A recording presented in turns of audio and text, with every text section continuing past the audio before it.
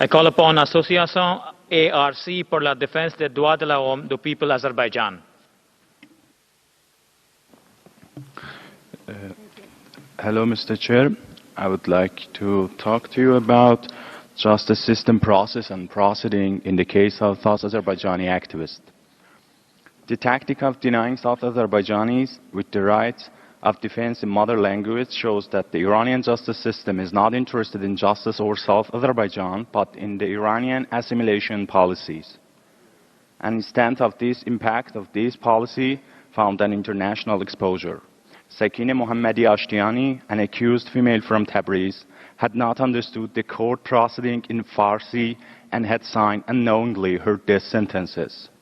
Iranian disinformation concealed the role of mother language in this episode.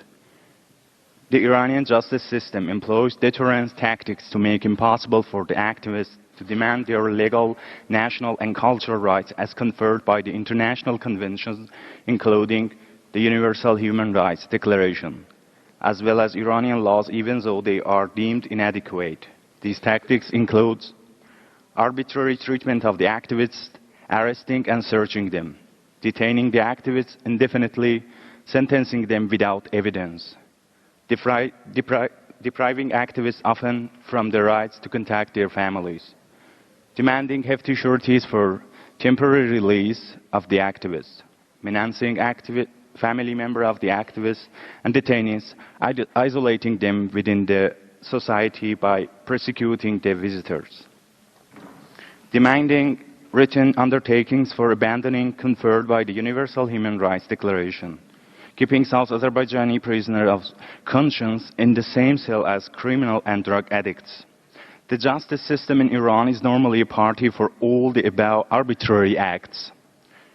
When the Iranian governance system failed to deter South Azerbaijani activists, they resort to collusion and instigate the host of tactics, including subjecting activists to physical violence during the act of being arrested, inflicting physical, psychological torture against activists in detention or keeping them in solitary confinement, depriving activists from the temporary release to visit their families over some weekends. A right is given to criminals but not to prisoners of conscience. In the case of the prominent human rights defender, Mr. Matinpour, Iranian authority acted with the vengeance and deprived him for years from this right. Banishing some activists to remote Persian cities outside South Azerbaijani cities of their residence, and according to Iranian laws, this is illegal. This is currently the case against Mr. Abbas Lisani, a prominent leader of the national movement of South Azerbaijan. I appreciate your passion. Thank you.